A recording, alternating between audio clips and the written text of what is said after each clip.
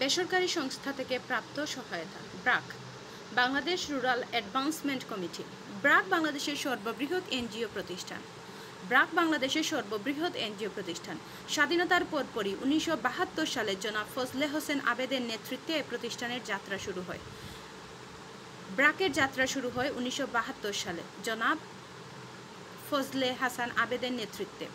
দারিদ্র্য বিমোচনের লক্ষ্যে ঋণদান কর্মসূচি ছাড়াও এ সংস্থা স্বাস্থ্য, শিক্ষা ও সামাজিক উন্নয়নে কাজ করে। এ সংস্থা অর্থাৎ ব্রাক শুধু দারিদ্র্য বিমোচনের জন্য ঋণদান করে না, সাথে সাথে স্বাস্থ্য, শিক্ষা ও সামাজিক উন্নয়নে কাজ করে। বাংলাদেশের সকল জেলায় প্রতিষ্ঠানের কর্মসূচি বিস্তৃত। ডিসেম্বর 2017 পর্যন্ত ব্রাকের মোট ক্রমপুঞ্জীভূত ঋণ বিতরণের পরিমাণ ছিল 1,69,719 কোটি টাকা। ডিসেম্বর 2017 পর্যন্ত ব্রাকের মোট ক্রমপুঞ্জীভূত ঋণ বিতরণের পরিমাণ ছিল 1,69,719 কোটি টাকা। বিতরিত ঋণ সুবিধাভোগীর সংখ্যা ছিল 64,83,486 জন। বিতরিত ঋণ সুবিধাভোগীর সংখ্যা ছিল 64,83,486 জন, যার মধ্যে মহিলা সুবিধাভোগীর সংখ্যা প্রায় 87%। প্রতিষ্ঠানটি প্রান্তিক পর্যায়ে ক্ষুদ্র শিল্পের উন্নয়নে যে সকল ক্ষেত্রে ঋণ দেয় তার মধ্যে কাপড় বুনন, হাঁস মুরগি পালন, আসবাবপত্র তৈরি, তৈল উৎপাদন, গুড়, দড়ি, বাঁশ ও বেতের সামগ্রী তৈরি ইত্যাদি উল্লেখযোগ্য। ব্রাক প্রান্তিক পর্যায়ে ক্ষুদ্র শিল্পের উন্নয়নে যে সকল ক্ষেত্রে ঋণ দেয়, ব্রাক যে সকল ক্ষেত্রে ঋণ দেয় সেগুলো হচ্ছে কাপড় বুনন, হাঁস মুরগি পালন, আসবাবপত্র তৈরি, তৈল উৎপাদন, গুড়, দড়ি, বাঁশ ও বেতের সামগ্রী তৈরি ইত্যাদি। প্রতিষ্ঠানটি নিজস্ব প্রশিক্ষণ কেন্দ্রের মাধ্যমে আত্মকর্মসংস্থানে ইচ্ছুক যুবক ও যুব মহিলাদের বিভিন্ন ট্রেডে প্রশিক্ষণের ব্যবস্থা করে থাকে।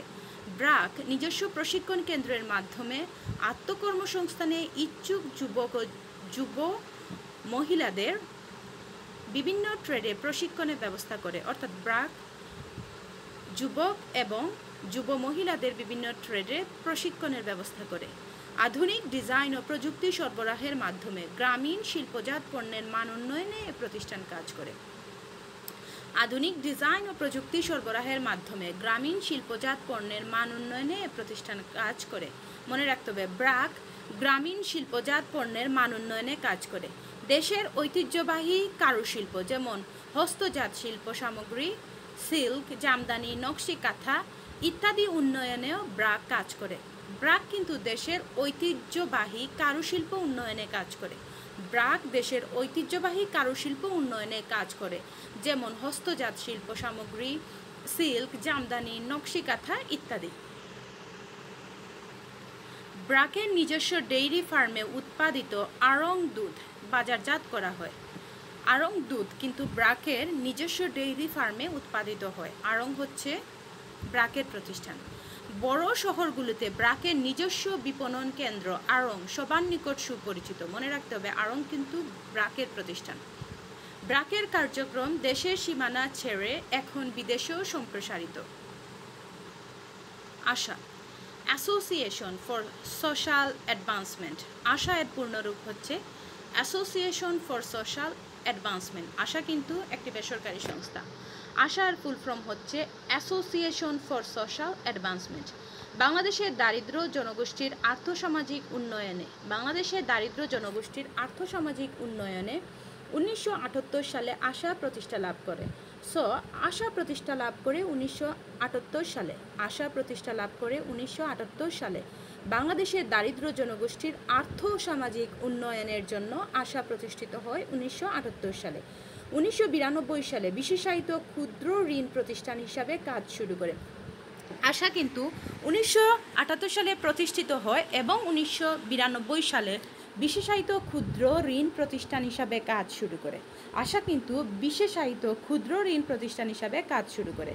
আশার উদ্ভাবনমূলক স্বল্প ব্যয় সাপেক্ষ ও টেকসই ক্ষুদ্র ঋণ কর্মসূচি মডেল হিসাবে বাংলাদেশে পরিচিতি লাভ করে। আশা কিন্তু উদ্ভাবনমূলক স্বল্প ব্যয় সাপেক্ষ ও ও টেকসই ক্ষুদ্র ঋণ কর্মসূচি মডেল হিসেবে বাংলাদেশে পরিচিতি লাভ করে। আশা বাংলাদেশে পরিচিতি লাভ করে উদ্ভাবনমূলক স্বল্প ব্যয় সাপেক্ষ ও টেকসই ক্ষুদ্র ঋণ কর্মসূচি মডেল হিসেবে।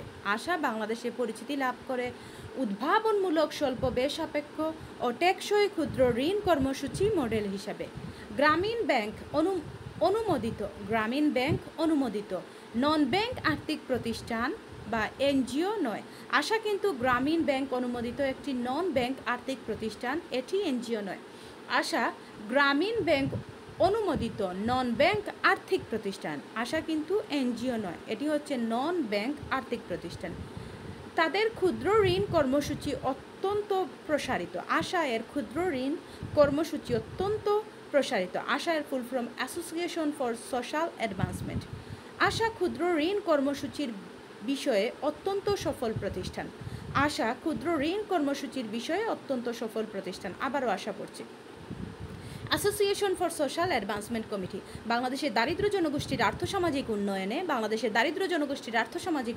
1978 সালে আশা প্রতিষ্ঠা লাভ করে। 1978 সালে 1992 সালে বিশেষায়িত ক্ষুদ্র ঋণ প্রতিষ্ঠান হিসাবে কাজ শুরু করে।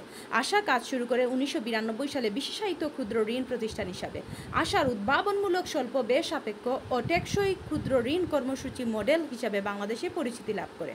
গ্রামীণ ব্যাংক অনুমোদিত নন ব্যাংক আর্থিক প্রতিষ্ঠান। আশা হচ্ছে গ্রামীণ ব্যাংক অনুমোদিত নন ব্যাংক আর্থিক প্রতিষ্ঠান, এটি এনজিও নয়।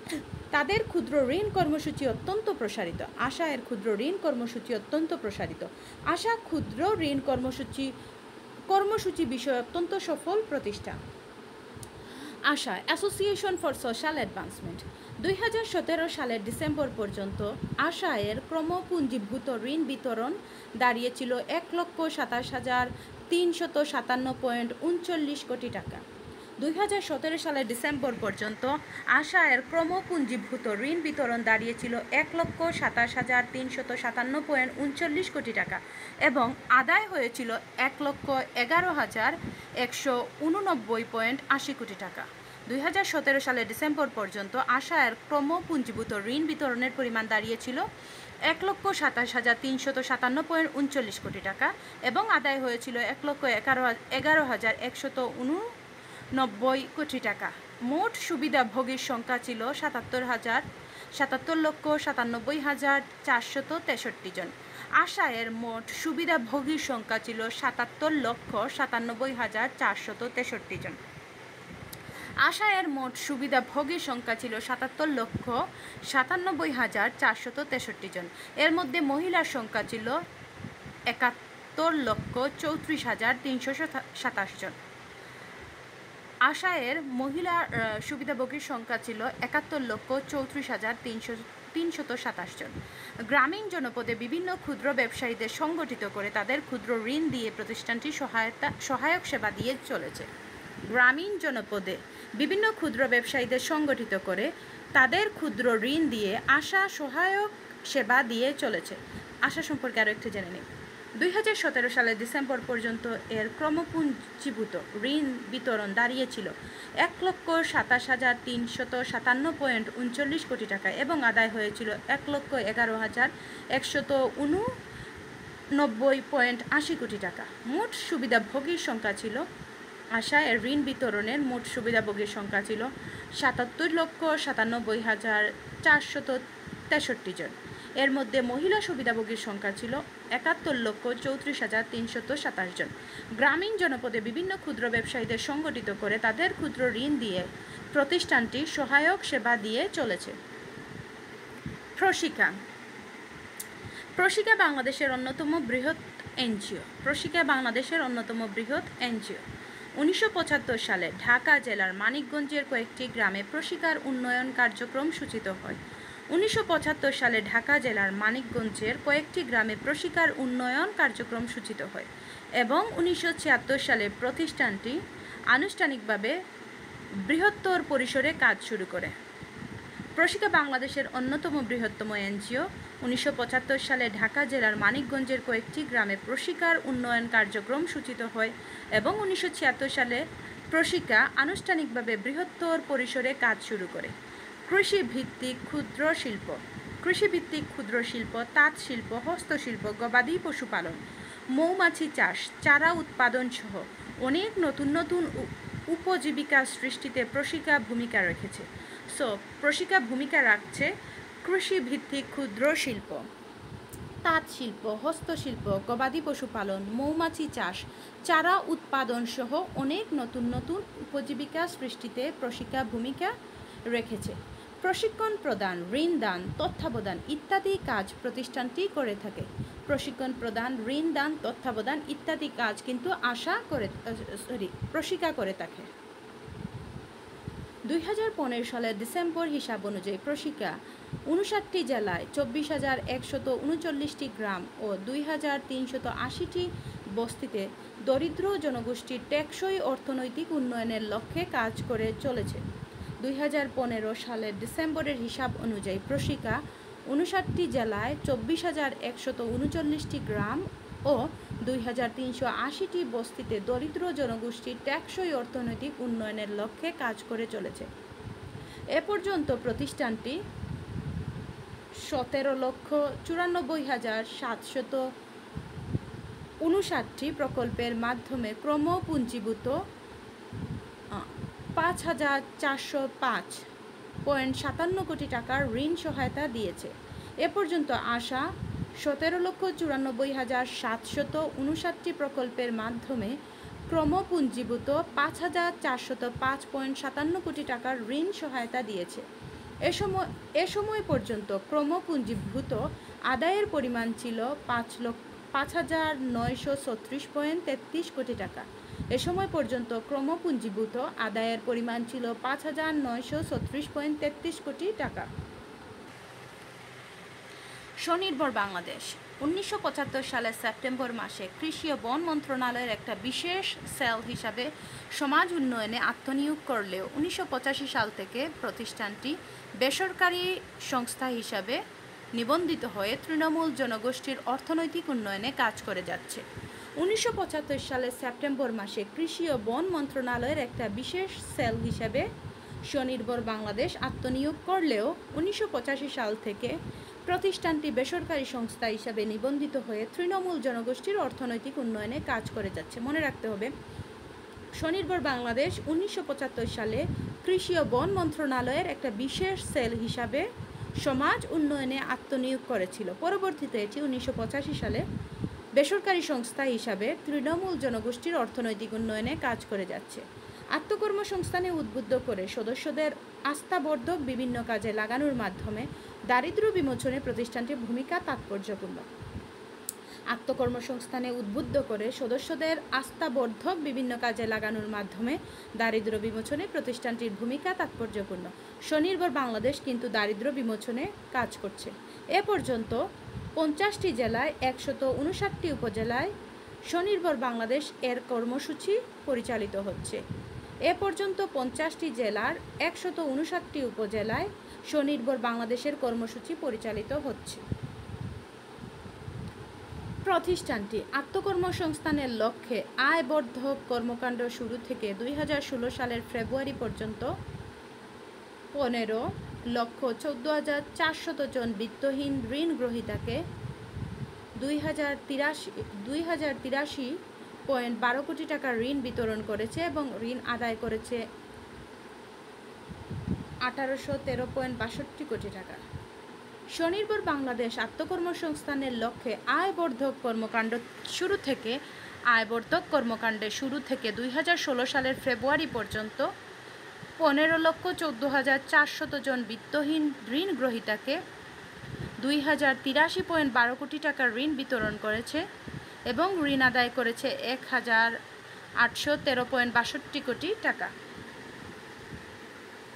ঠেঙ্গামারা মহিলা সবুজ সংঘ TMSS ঠেঙ্গামারা মহিলা সবুজ সংঘ বগুড়া জেলাকে কেন্দ্র করে 1980 সালে TMSS বেসরকারি সংস্থা হিসাবে কাজ শুরু করলেও বর্তমানে বাংলাদেশের 63 জেলায় প্রতিষ্ঠানটির কার্যক্রম বিস্তৃত।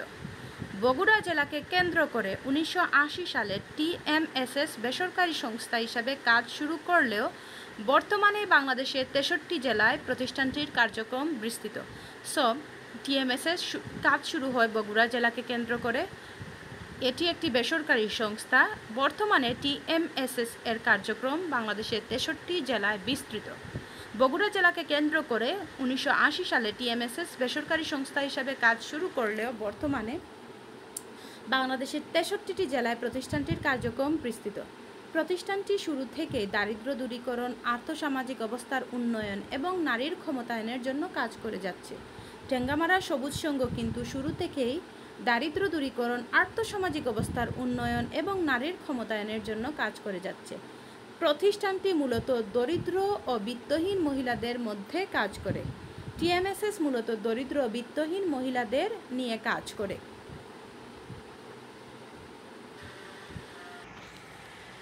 তাদেরকে ঋণ সহায়তা ও প্রশিক্ষণের পাশাপাশি, অর্থাৎ মহিলাদেরকে ঋণ সহায়তা ও প্রশিক্ষণের পাশাপাশি প্রতিষ্ঠানটি টিএমএসএস দোকান পরিচালনা, হাঁস মুরগি প্রতিপালন ও খামার পরিচালনা, মাছ চাষ, নার্সারি প্রতিষ্ঠা, কুটির শিল্পের বিভিন্ন কাজে সহায়তা দিয়ে আত্মকর্মসংস্থানে সহায়তা করে।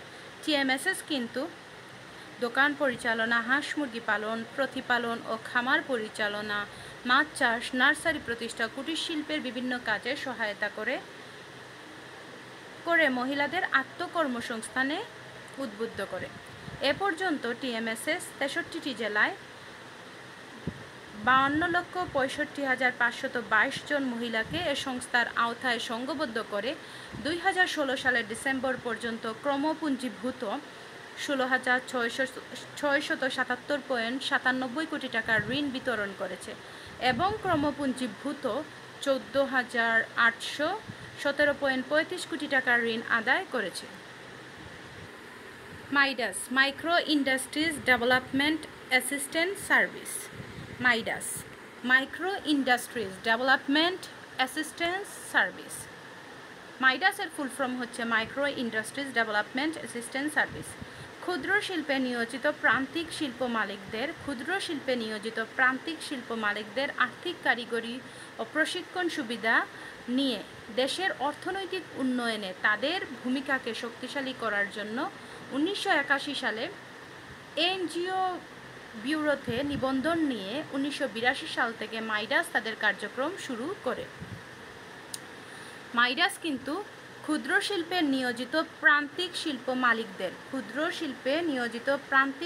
মালিকদের আর্থিক, কারিগরি ও প্রশিক্ষণ সুবিধা নিয়ে দেশের অর্থনৈতিক উন্নয়নে তাদের ভূমিকাকে শক্তিশালী করার জন্য 1981 সালে এনজিও ব্যুরোর নিবন্ধন নিয়ে 1982 সাল থেকে মাইডাস তাদের কার্যক্রম শুরু করে। মনে রাখতে হবে মাইডাস এর ফুল ফর্ম হচ্ছে Micro Industries Development Assistance Service. Midas 1981 সালে প্রতিষ্ঠিত হয়েছিল। এটি একটি এনজিও এবং 1982 সাল থেকে মাইডাস তাদের কার্যক্রম শুরু করে। মাইডাস প্রতিষ্ঠা হয়েছিল ক্ষুদ্র শিল্পে নিয়োজিত প্রান্তিক শিল্প মালিকদের আর্থিক, কারিগরি ও প্রশিক্ষণ সুবিধা দেওয়ার জন্য। মাইডাস প্রতিষ্ঠিত হয়েছিল ক্ষুদ্র শিল্পে নিয়োজিত প্রান্তিক শিল্প মালিকদের আর্থিক, কারিগরি ও প্রশিক্ষণ সুবিধা দেওয়ার জন্য। মাইডাস প্রতিষ্ঠিত হয়েছিল 1981 সালে এবং কার্যক্রম শুরু করে 1982 সাল থেকে। Midas, Micro Industries Development Assistance Service. Midas ক্ষুদ্র শিল্পের উদ্যোক্তা ও মালিকদের ঋণ দান, এর সাথে সম্পৃক্তদের প্রয়োজনীয় প্রশিক্ষণ, তথ্য পরামর্শ প্রদান, নতুন ব্যবসায়ের ক্ষেত্র ও উপায় পদ্ধতি নিয়ে গবেষণা, নতুন ব্যবসায় ও পদ্ধতিকে ক্ষুদ্র ব্যবসায়ীদের নিকট জনপ্রিয়করণ, ক্ষুদ্র শিল্প উৎপাদকের পণ্য ও সেবা বাজারজাতকরণে সহায়তা দান ইত্যাদি কাজের মাধ্যমে প্রতিষ্ঠানটি এক্ষেত্রে স্বল্প সময়ের ব্যবধানেই যথেষ্ট সুনাম অর্জন করতে সমর্থ হয়। ক্ষুদ্র শিল্পের উদ্যোক্তা ও মালিকদের ঋণ দান। ক্ষুদ্র শিল্পের উদ্যোক্তা মাইডাস কিন্তু ক্ষুদ্র শিল্পের উদ্যোক্তা এবং মালিকদের ঋণ দিয়ে থাকে। এর সাথে ক্ষুদ্র শিল্পের সাথে সম্পৃক্তদের প্রয়োজনীয় প্রশিক্ষণ দেয়, তথ্য ও পরামর্শ প্রদান করে, নতুন ব্যবসায়ের ক্ষেত্র ও উপায় পদ্ধতি নিয়ে গবেষণা করে, নতুন ব্যবসায় ও পদ্ধতিকে ক্ষুদ্র ব্যবসায়ীদের নিকট জনপ্রিয় করে, ক্ষুদ্র শিল্প উৎপাদকের পণ্য সেবা বাজারজাতকরণে সহায়তা দান করে। আচ্ছা, মাইডাস কী কাজ করে? মাইরাস ক্ষুদ্র শিল্পের উদ্যোক্তা ও মালিকদের ঋণ দিয়ে থাকে। এর সাথে সম্পৃক্তদের প্রয়োজনীয় প্রশিক্ষণ দেয়, তথ্য ও পরামর্শ প্রদান করে, নতুন নতুন ব্যবসায়ের ক্ষেত্র উপায় পদ্ধতি নিয়ে গবেষণা করে। মাইরাস নতুন ব্যবসায় পদ্ধতিকে ক্ষুদ্র ব্যবসায়ীদের নিকট জনপ্রিয় করে। মাইরাস নতুন ব্যবসায় পদ্ধতিকে ক্ষুদ্র ব্যবসায়ীদের নিকট জনপ্রিয় করে। মাইরাস ক্ষুদ্র শিল্প উৎপাদকের পণ্য ও সেবা বাজারজাতকরণে সহায়তা করে। মাইরাস ক্ষুদ্র শিল্প উৎপাদকের পণ্য ও সেবা বাজারজাতকরণে সহায়তা করে।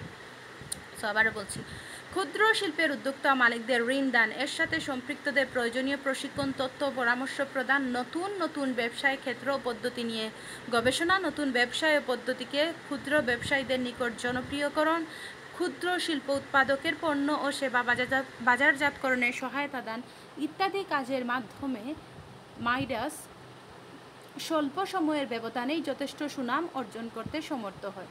পরবর্তীতে 2000 সালে প্রতিষ্ঠানটি তাদের কার্যক্রমকে আরও গতিশীল করার জন্য মাইরাস তাদের কার্যক্রম আরও গতিশীল করার জন্য মাইরাস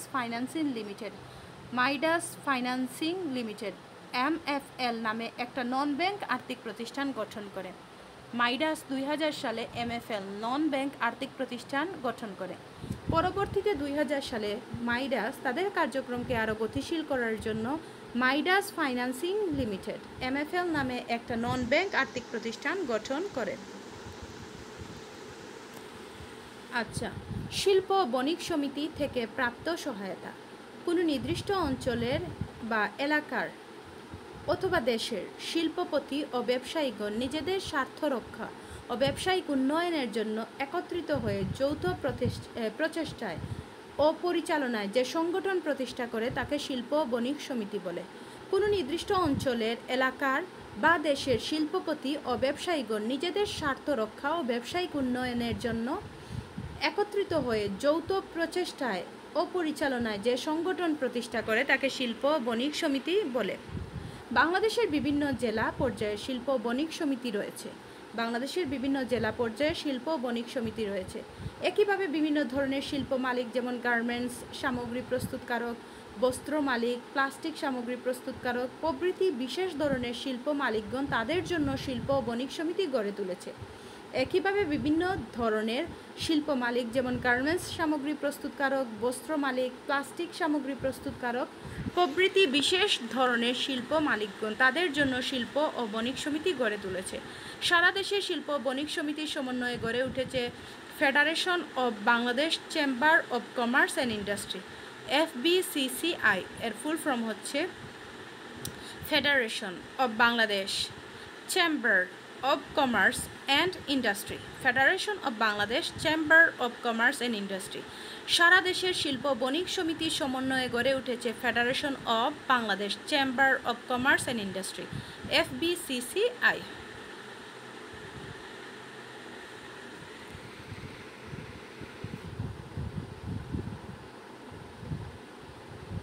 পাশাপাশি শিল্প বণিক সমিতি যেভাবে শিল্প বাণিজ্যের উন্নয়নে সহায়তা করে তা নিচে উল্লেখ করা হলো।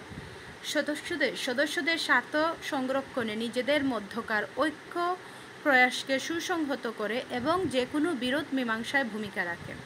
শিল্প বণিক সমিতি কিন্তু সদস্যদের স্বার্থ সংরক্ষণে নিজেদের মধ্যকার ঐক্য প্রয়াসকে সুসংহত করে এবং যে কোনো বিরোধ মীমাংসায় ভূমিকা রাখে। সদস্যদের মুখপাত্র হিসাবে তাদের বিভিন্ন অভাব, অভিযোগ, সুবিধা অসুবিধা সরকারকে অবহিত করে প্রতিকারের ব্যবস্থা করে। FBCCI অথবা শিল্প বণিক সমিতি সদস্যদের মুখপাত্র হিসাবে তাদের বিভিন্ন অভাব, অভিযোগ, সুবিধা অসুবিধা সরকারকে অবহিত করে প্রতিকারের ব্যবস্থা করে। ব্যবসায় বান্ধব নীতি ও বাজেট প্রণয়নে সরকারের সাথে আলোচনা এবং এ লক্ষ্যে প্রয়োজনীয় তথ্য উপাত্ত পরামর্শ দিয়ে সরকারকে সহযোগিতা করে। শিল্প বণিক সমিতি ব্যবসায় বান্ধব নীতি ও বাজেট প্রণয়নে সরকারের সাথে আলোচনা করে এবং এ লক্ষ্যে প্রয়োজনীয় তথ্য উপাত্ত পরামর্শ দিয়ে সরকারকে সহযোগিতা করে। বিভিন্ন উৎস থেকে প্রয়োজনীয় তথ্য ও সংবাদ সরবরাহ করে তা সদস্যদের সরবরাহ করে এবং এ বিষয়ে মাঝে মাঝে পত্রিকা বা সাময়িকী প্রকাশ করে। শিল্প বণিক সমিতি বিভিন্ন উৎস থেকে প্রয়োজনীয় তথ্য ও সংবাদ সরবরাহ করে তার সদস্যদের সরবরাহ করে এবং এ বিষয়ে মাঝে মাঝে পত্রিকা ও সাময়িকী প্রকাশ করে। ব্যবসায়ীদের মধ্যে সচেতনতা সৃষ্টি ও দক্ষতার উন্নয়নের জন্য সেমিনার, সিম্পোজিয়াম, আলোচনা ইত্যাদির ব্যবস্থা করে। শিল্প ও বণিক সমিতি ব্যবসায়ীদের মধ্যে সচেতনতা সৃষ্টি ও দক্ষতার উন্নয়নের জন্য সেমিনার, সিম্পোজিয়াম, আলোচনা ইত্যাদির ব্যবস্থা করে। শিল্প বণিক সমিতি ব্যবসায়ীদের মধ্যে সচেতনতা সৃষ্টি ও দক্ষতার উন্নয়নের জন্য সেমিনার, সিম্পোজিয়াম, আলোচনা ইত্যাদির ব্যবস্থা করে। দেশের উৎপাদিত পণ্য সামগ্রী বাজার সম্প্রসারণের জন্য দেশে বিদেশে বিভিন্ন পণ্যসজ্জা, মেলা ইত্যাদির ব্যবস্থা করে। দেশে উৎপাদিত পণ্য সামগ্রীর বাজার সম্প্রসারণের জন্য দেশে বিদেশে বিভিন্ন পণ্যসজ্জা, মেলা ইত্যাদির ব্যবস্থা করে। শিল্প বণিক সমিতি কিন্তু দেশের উৎপাদিত পণ্য সামগ্রীর বাজার সম্প্রসারণের জন্য দেশে বিদেশে বিভিন্ন পণ্যসজ্জা, মেলা ইত্যাদির ব্যবস্থা করে। বিদেশি ক্রেতাদের সুবিধার্থে দেশীয় পণ্যের উৎপাদনস্থল সংক্রান্ত সার্টিফিকেট অফ অরিজিন এই প্রতিষ্ঠান ইস্যু করে। শিল্প বণিক সমিতি বিদেশি ক্রেতাদের সুবিধার্থে দেশীয় পণ্যের উৎপাদনস্থল সংক্রান্ত সার্টিফিকেট অফ অরিজিন ইস্যু করে। আমদানি রপ্তানি সংক্রান্ত লেনদেনের বিষয়ে দুই দেশের ব্যবসায়ীদের মধ্যে কোনো বিরোধ হলে তা নিষ্পত্তির জন্য প্রয়োজনীয় কার্যব্যবস্থা গ্রহণ করে। শিল্প বণিক সমিতি আমদানি রপ্তানি সংক্রান্ত লেনদেনের বিষয়ে দু দেশের ব্যবসায়ীদের মধ্যে কোনো বিরোধ দেখা দিলে তা নিষ্পত্তির জন্য প্রয়োজনীয় ব্যবস্থা গ্রহণ করে।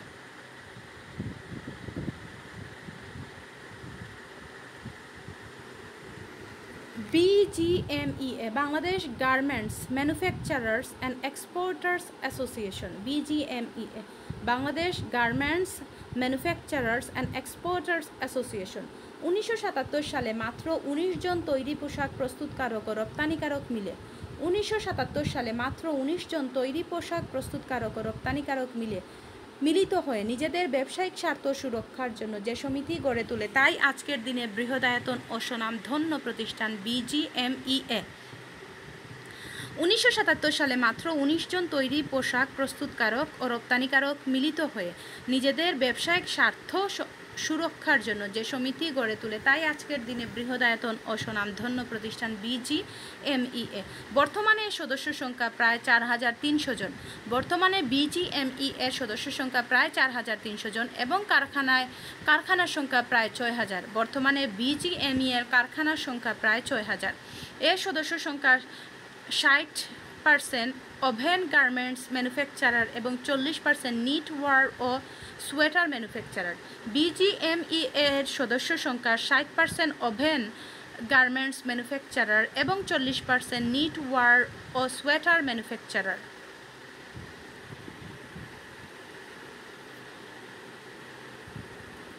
BGMEA এর প্রধান উদ্দেশ্য।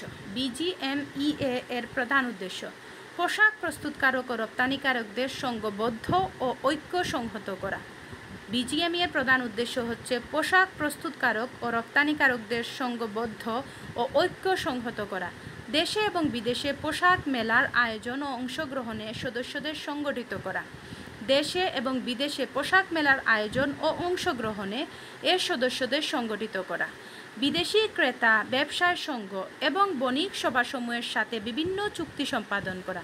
BGMEA এর আরেকটি উদ্দেশ্য হচ্ছে বিদেশি ক্রেতা ব্যবসায় সংঘ এবং বণিক সভাসমূহের সাথে বিভিন্ন চুক্তি সম্পাদন করা।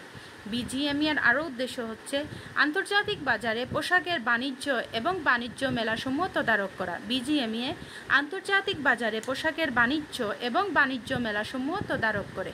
তৈরি পোশাক প্রস্তুতকারী ও এর সংশ্লিষ্ট প্রতিষ্ঠানসমূহের মধ্যে সহযোগিতাকে উৎসাহিত করা। BGMEA তৈরি পোশাক প্রস্তুতকারী ও এর সংশ্লিষ্ট প্রতিষ্ঠানসমূহের মধ্যে সহযোগিতাকে উৎসাহিত করে। গার্মেন্টস শিল্পের উন্নয়নে বিভিন্ন সেমিনার ও সিম্পোজিয়ামের আয়োজন করা। BGMEA গার্মেন্ট শিল্পের উন্নয়নে বিভিন্ন সেমিনার ও সিম্পোজিয়ামের আয়োজন করে। মার্কিন যুক্তরাষ্ট্র ও কানাডার সাথে কোঠা নির্ধারণ এবং সংরক্ষণে সরকারি প্রচেষ্টাকে সহায়তা করা। BGMEA মার্কিন যুক্তরাষ্ট্র ও কানাডার সাথে কোঠা নির্ধারণ করে এবং সংরক্ষণে সরকারি প্রচেষ্টাকে সহায়তা করে।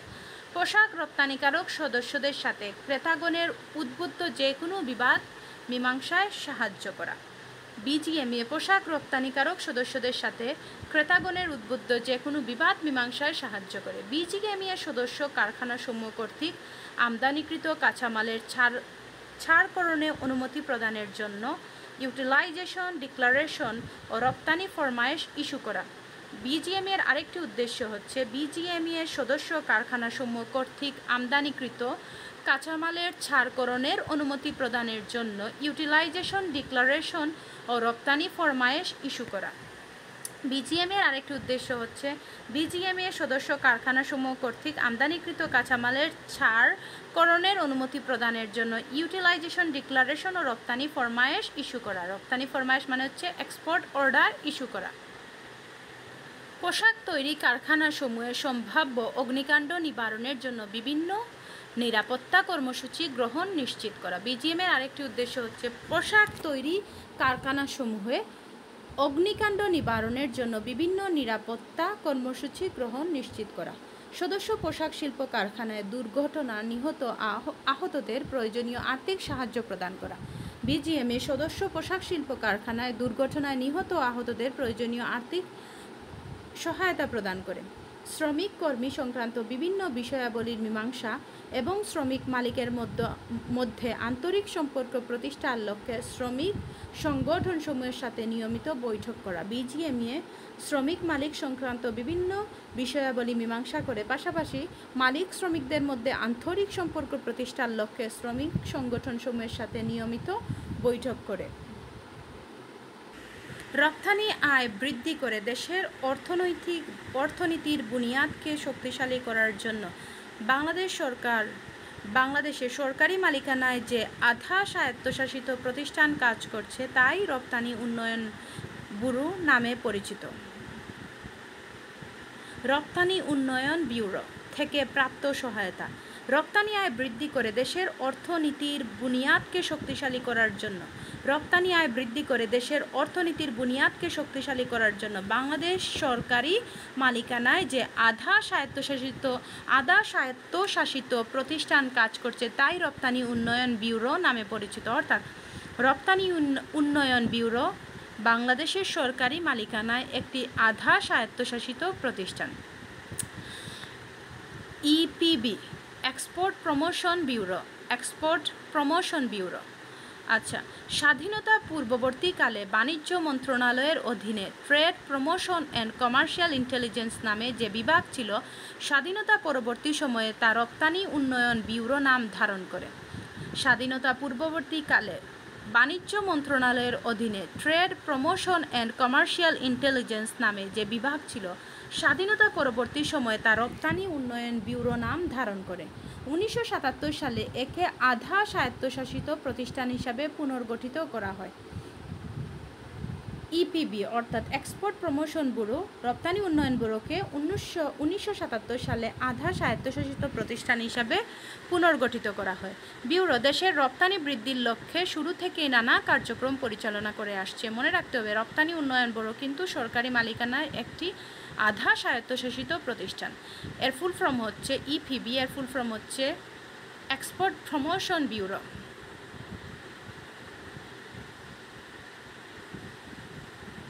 এর প্রধান কার্যসমূহ নিম্নে উল্লেখ করা হলো।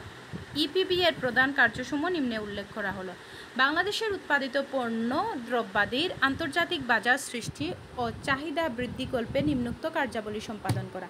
অর্থাৎ রপ্তানি উন্নয়ন ব্যুরো বাংলাদেশের উৎপাদিত পণ্যের আন্তর্জাতিক বাজার সৃষ্টি ও চাহিদা বৃদ্ধির জন্য কিছু কার্যাবলী করে, যেমন বিভিন্ন আন্তর্জাতিক মেলায় অংশগ্রহণ।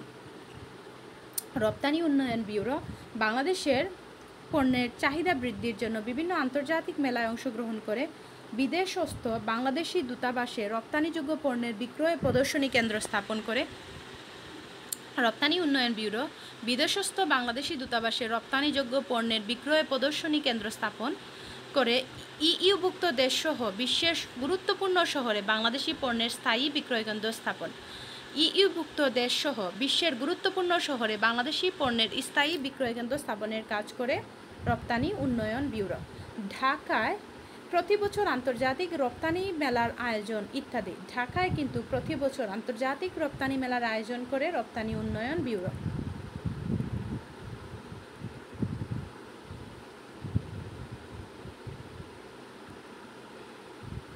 দেশীয় রপ্তানিকারকদের সাথে বিদেশি ক্রেতাদের বাণিজ্য চুক্তি সম্পাদনে সহায়তা দান। রপ্তানি উন্নয়ন ব্যুরো দেশীয় রপ্তানিকারকদের সাথে বিদেশি ক্রেতাদের বাণিজ্য চুক্তি সম্পাদনে সহায়তা দান করে। রপ্তানি বিষয়ক বিভিন্ন তথ্য সংগ্রহ ও রপ্তানিকারকদের সরবরাহ করা। রপ্তানি উন্নয়ন ব্যুরো রপ্তানি বিষয়ক বিভিন্ন তথ্য সংগ্রহ করে এবং রপ্তানিকারকদের সরবরাহ করে। আন্তর্জাতিক বাজার বিষয়ে গবেষণা ও জরিপ পরিচালনা করা। রপ্তানি উন্নয়ন ব্যুরো আন্তর্জাতিক বাজার বিষয়ে গবেষণা ও জরিপ পরিচালনা করে। উৎপাদক ও রপ্তানিকারকদের উৎপাদন ও রপ্তানি বিষয়ক নানাবিধ পরামর্শ প্রদান করা। রপ্তানি উন্নয়ন ব্যুরো কিন্তু উৎপাদক ও রপ্তানিকারকদের উৎপাদন ও রপ্তানি বিষয়ক নানাবিধ পরামর্শ প্রদান করে।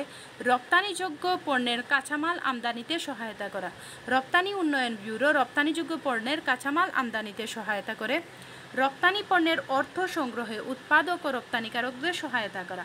রপ্তানি উন্নয়ন ব্যুরো রপ্তানি বাণিজ্যে অর্থ সংগ্রহে উৎপাদক ও রপ্তানিকারকদের সহায়তা করে। আমদানি রপ্তানি নীতি প্রণয়নে সরকারকে সহায়তা দেওয়া।